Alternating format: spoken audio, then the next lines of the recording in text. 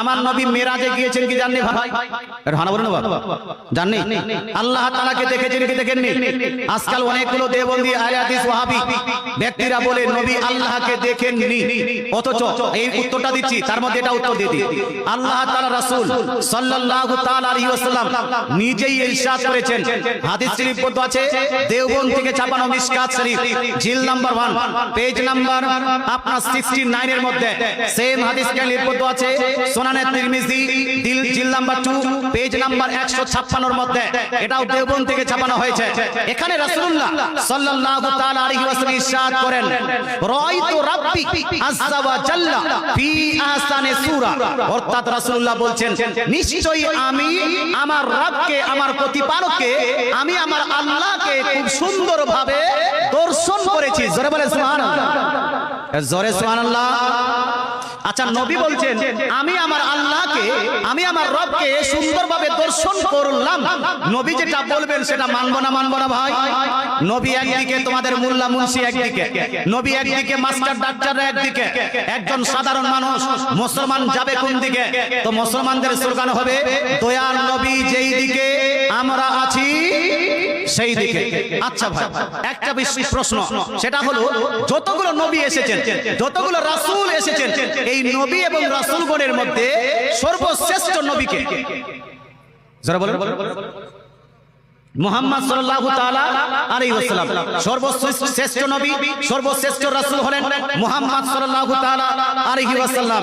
মুসলমান মেরাজের যখন পবিত্র রাত্রিতে নবীজি মেরাজে যাচ্ছিলেন, সেই সময় সুবহানাল্লাযী আসরা বিআবদিহি লাইলাম মিনাল মাসজিদিল হারাম ইলাল মাসজিদিল আকসা, আল্লাহ তাআলা জাতে ও পবিত্র আল্লাহ তাআলা আর নবীজি সাল্লাল্লাহু আলাইহি ওয়াসাল্লামকে বাইতুল আপনার হারাম থেকে, কাবা শরীফ থেকে আল্লাহ তাআলা বাইতুল মুকাদ্দাস ফিলিস্তিনে যেটা অবস্থিত, সেই ফিলিস্তিনে বাইতুল মুকাদ্দাসে আল্লাহ তাআলা নিয়ে গেছেন বোরাকের পৃষ্ঠে। কিসের? বোরাকের পৃষ্ঠে। আচ্ছা, বোরাকের পৃষ্ঠে যখন যান, ওই আপনার বাইতুল মুকাদ্দাসে গিয়ে সমস্ত নবীগণের নামাজ পড়িয়েছেন কে? বলেন হারা বলেন বাবা, সমস্ত নবীরা মুক্তাদি, আমার নবী আমার নবী। এই জন্য মুহাম্মদ সাল্লাল্লাহু আলাইহি ওয়াসাল্লামকে বলা হয় ইমামুল আম্বিয়া, ইমামুন নবিয়্যিন, সমস্ত নবীগণের ইমাম, সমস্ত আম্বিয়ার ইমাম বলেন আমার নবী। কখন? ওই যে মেরাজের রাত্রিতে। আচ্ছা, ওখানে পৌঁছার আগে ঘটনাটা শুনুন।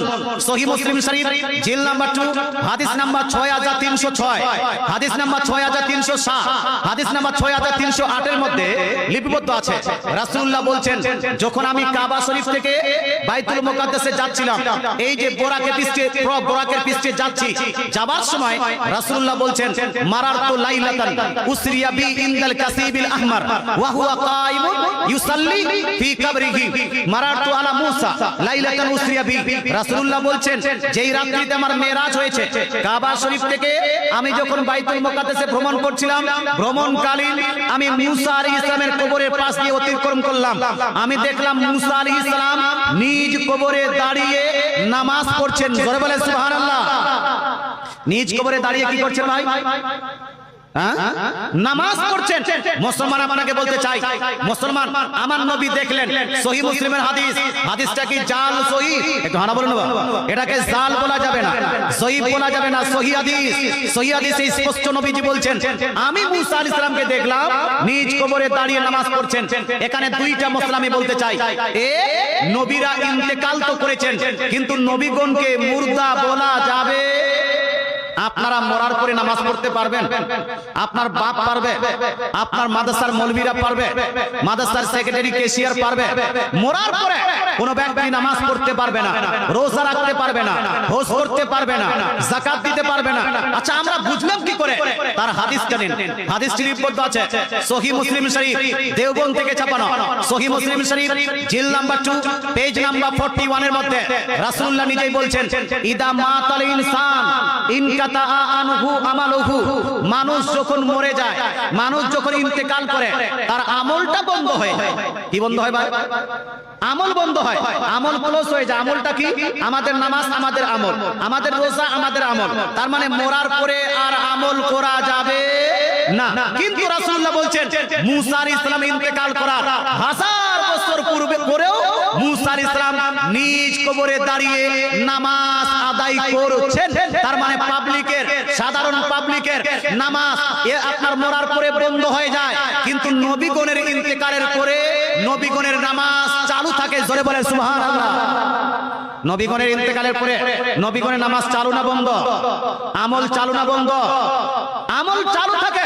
একটা আর হাদিস দিয়ে দিই এই প্রসঙ্গে। একটা হাদিস রাসূলুল্লাহ ইরশাদ করেছেন, হাদিসটি মুসনাদে আবি ইয়ালা হাদিস নাম্বার 3425 এর মধ্যে লিপিবদ্ধ আছে। ইমাম হাইসামি বলছেন হাদিসটি সহিহ সনদে বর্ণিত হয়েছে। রাসূলুল্লাহ বলছেন, আল আমবিয়াউ আহইয়াউন ফি কুবুরিহিম ইউসাল্লুন।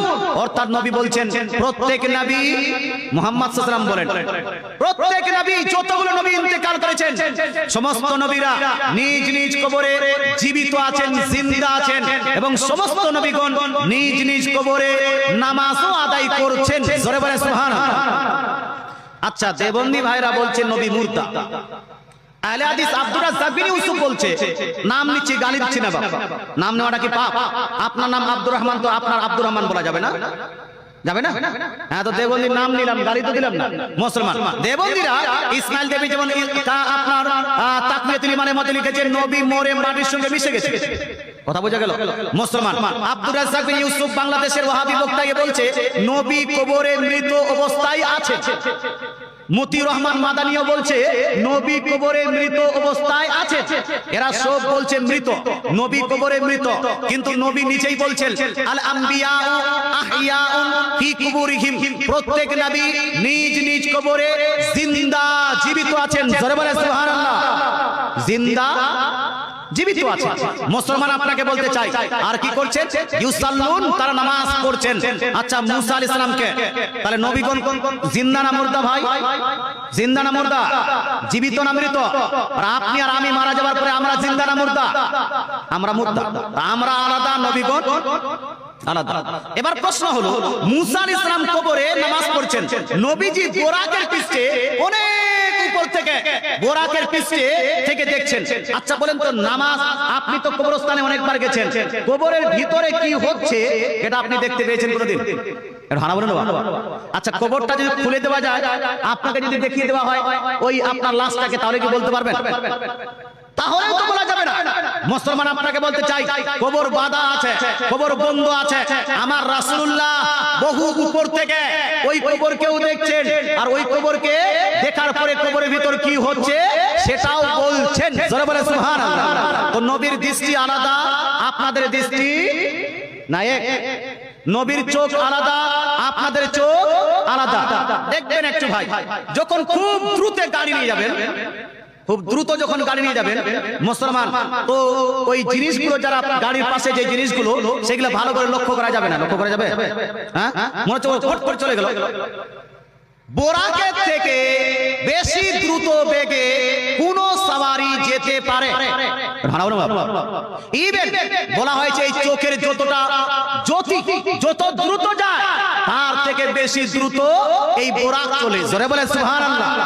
মুসলমান বোরাক এত দ্রুত যাওয়ার পরেও রাসূলুল্লাহ কবরের ভিতর কি হচ্ছে সেটাও দেখে নিয়েছেন।